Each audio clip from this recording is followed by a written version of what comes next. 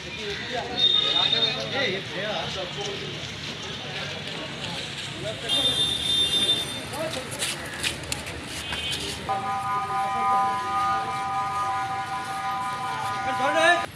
জানি না আমার স্বামী কোথায়। আমি আমার বাচ্চাকে নিয়ে আমি একা এখানে পড়ে আছি। আমি জানি না আমার স্বামী কোথায় গেছে। ইন্ডিয়া থেকে? বাংলাদেশ থেকে নাই।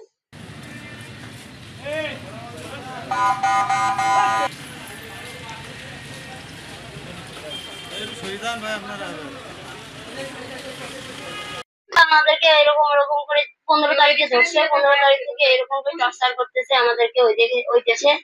তারপরে ভোর 5টার সময় আজকে এখানে ছাড়ি দিয়ে গেছে, মারতে মারতে ছাড়ি দিয়ে গেছে।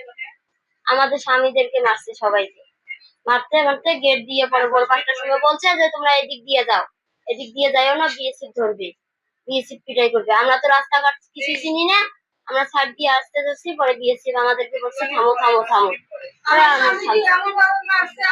এলএমই সার্টিফাইড বিশ্ব সেরা কপারে তৈরি ওয়ালটন কেবলস, যা আপনার স্থাপনাকে রাখবে সব সময় নিরাপদ। আমাদেরকে ওইখানে পুলিশেরা সবাই ধরাধরি করছে, ধরাধরি করে মহিলাদেরকে মারে নাই, পুরুষদেরকে মারামারি করছে। হ্যাঁ, পুলিশে ধরছে আমাদেরকে ওইখানে। আমাদেরকে 15 তারিখে ধরছে। ধরার পরে ওইখানে আমরা থানার মধ্যে কিছুদিন ছিলাম। থাকার পরে ওরা আমাদেরকে রুটি পানি যেটা হোক আমাদেরকে দিচ্ছে, এক টাইম হোক চাই 2 টাইম হোক।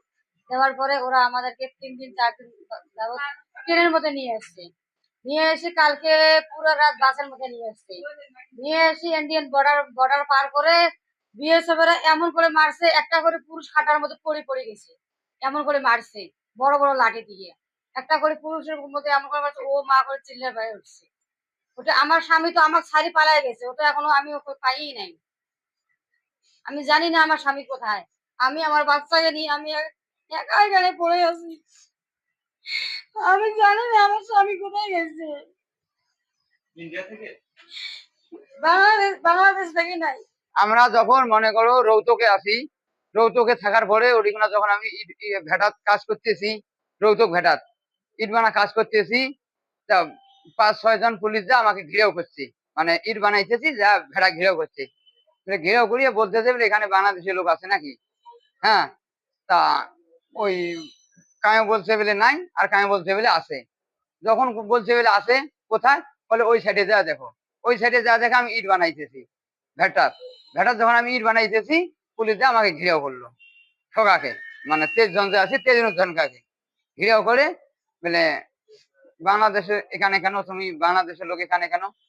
স্যার অভাবে পড়ে যাচ্ছি, খাবার ছিল না, মানে খাওয়া কম, কাজ কম, মজুরি কম, ইসলিয়ে এই জন্য আমি এখানে আসিছি। যখন এখানে আমি আসছি, আসার পরে কাজ কামাই করছি, এখন যদি না মনে হয় আমাকে বাংলাদেশে আমার পাঠিয়ে দেন, আমি বাংলাদেশে চলে যাব, আমি বাংলাদেশের লোক, আমি বাংলাদেশে চলে যাব। তখন কি করিল, রৌতক থেকে ওখানে আমাকে নিয়ে আসলো রৌতক হাসপাতাল নিয়ে এসছে পুলিশ 4-5 জন। নিয়ে আসার পরে যখন ওখান থেকে আমাকে বাংলাদেশের মনে করো জন্ম নিমন্ত্রণ মাঙাইলো, তারপরে আরো কি কি মাঙাইলো, আমি দিলাম। দেওয়ার পরে এখন কয়লে তোমাকে আমি এখন বাংলাদেশে পার করে দিব, পুলিশে বলতেছে বাংলাদেশ পার করে দেওয়া। পরে 10 দিন আমি ওখানে ছিলাম, 10 দিন থাকার পরে আমার 23 জন ছিলাম, আমি 10 দিন ওখানে 23 জনে ছিলাম। 23 জন যখন আমি 10 দিন ছিলাম ওখানে থাকার পরে ওই পুলিশ কইছে বলে এখন চলো তোমাকে আমি বর্ডার নিয়ে যা বাংলাদেশ পার করে দিব, চলো যাও আমাকে পার করে যাও। 23 জন পুলিশ সাথে এসছে আমার সাথে, 23 জন পুলিশ আমার সাথে এসছে। আসার পরে আমাকে বর্ডার আনছে, এই আনছে, থানা আনছে, গেটে আনলো। গেট আনার পরে আমাকে বলতেছে বলে বসো, আমি আমার ফটো ওখানে তুললো। তোলার পরে আমি ওখান থেকে গেট খুলে দিল।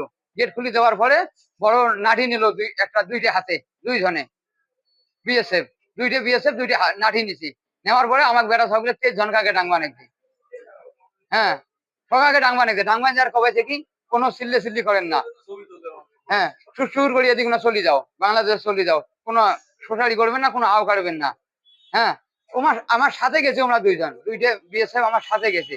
যাওয়ার পরে কিছু দূর আগে গেছে, যাওয়ার পরে বলে তোমরা দিয়ে দিয়ে চলে যাও, ডাঙায় আর খাইয়ে দিয়ে দিয়ে চলে যাও।